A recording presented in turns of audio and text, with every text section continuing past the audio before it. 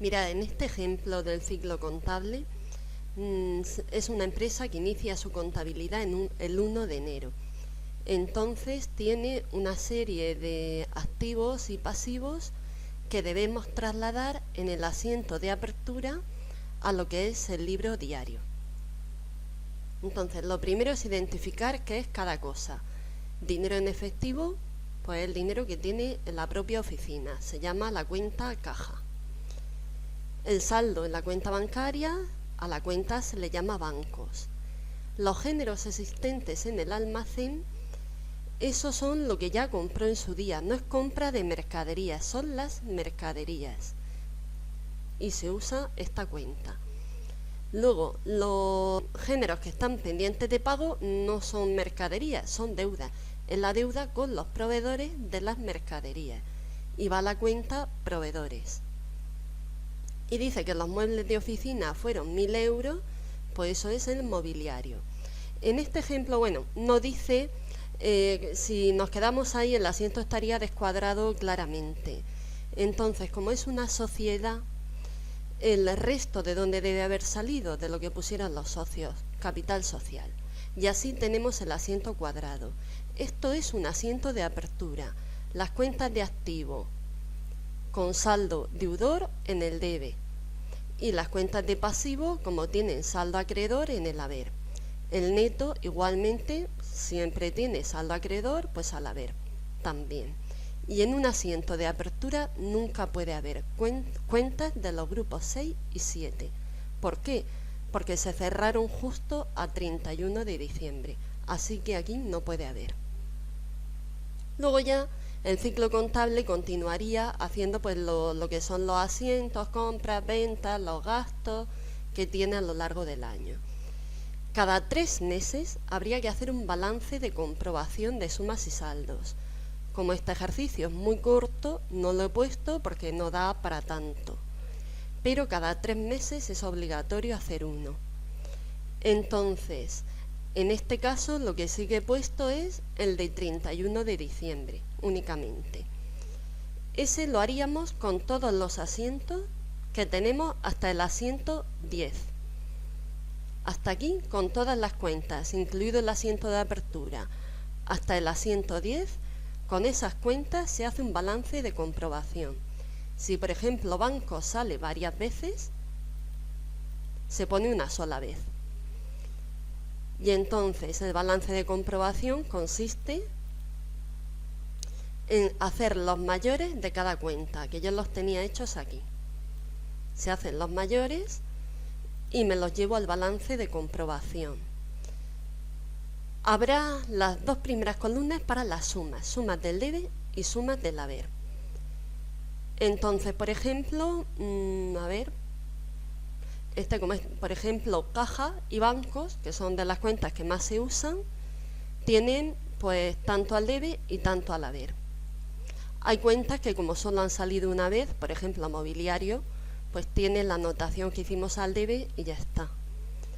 Y en las otras 2 columnas, ahí ya se pone el saldo. Aquí no puede haber cantidades a ambos lados, o es deudor o es acreedor. Punto. Y ya sabéis que si es neto o pasivo, debe ser acreedor a la fuerza. Y si es cuenta de activo, debe ser deudor a la fuerza. Si no, es que hay algún fallo. ¿En qué consiste la comprobación?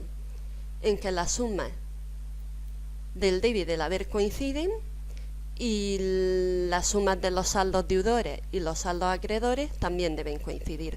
No entre ellas, pero sí entre lo que son las sumas y lo que son los saldos. Si hay algún fallo, si no coinciden, pues hay algún fallo, habría que repasar el ejercicio. Entonces, una vez hecho el balance de comprobación, llevamos a cabo ya lo que son las operaciones conducentes al cierre del ejercicio. La primera de ellas, aunque veremos más, pero de momento la primera de ellas es el asiento de regularización. Pues veréis, en este asiento lo que hacemos es, igualmente, como ya tenemos los mayores de las cuentas que lo hemos hecho en el balance de comprobación, todas las cuentas de los grupos 6 y 7 están aquí, pues las ponemos todas esas cuentas aquí. Veis que las que son del grupo 7, que tienen saldo acreedor, las pongo justo al lado contrario, al debe. Y las que tienen saldo deudor, que son las del grupo 6, en el asiento de regularización lo que hago es ponerlas en el haber. Al hacer esto, ¿qué es lo que hago? Que se queden con saldo cero, las elimino de la contabilidad. Rara vez va a coincidir que los ingresos sean iguales a los gastos, con lo cual el asiento quedaría descuadrado hasta ese punto de ahí.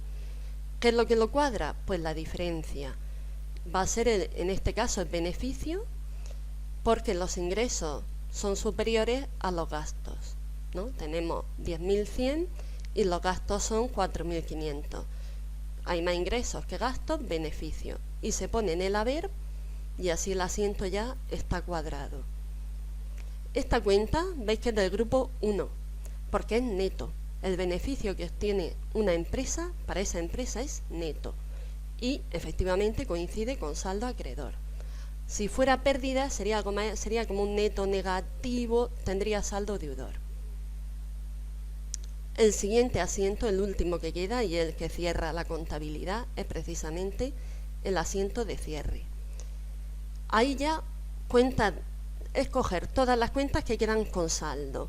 De los grupos 6 y 7 no puede haber ninguna porque justo aquí las hemos eliminado. Serán de los grupos del 1 al 5. Y lo que hacemos igualmente es poner todas las cuentas con saldo acreedor, que son las de neto y pasivo, en el debe. Y todas las cuentas que tienen saldo deudor, que son las de activo, las ponemos en el haber. De esta forma nos quedamos también con todas las cuentas cerradas de la contabilidad y si el ejercicio está bien hecho, este asiento debe estar cuadrado. Esto suma lo mismo que esto. Entonces, este sería el último asiento de todo. Esto se hace, estos dos asientos, a 31 de diciembre. Eso quiere decir que la empresa, por ejemplo, no tiene dinero en banco, 6.800, ni en caja, ni un derecho de cobro de 10.000. No, sí que lo tiene, únicamente un asiento de cierre de la contabilidad en un ejercicio económico. Justo al 1 de enero siguiente, lo que va a hacer es coger este mismo asiento y poner las cuentas de activo con su saldo, entonces sí, al debe, y las cuentas de pasivo y neto con su saldo en el haber, que será el asiento de apertura a 1 de enero del año siguiente. Una cosa que no se olvide, esta cuenta que hemos creado aquí es una cuenta del grupo 1 que también va a ir luego al asiento de cierre, ¿vale? Así que el asiento de cierre de un ejercicio es el de apertura del ejercicio siguiente. Y luego, por último, en el balance de situación tendremos precisamente estas mismas cuentas. En un balance de situación nunca hay cuentas de los grupos 6 y 7, nunca. ¿Y qué cuentas tenemos con saldo? Estas, que aunque la hayamos cerrado, ese saldo existe. Y estas son las que hay que poner de forma ordenada en el balance de situación.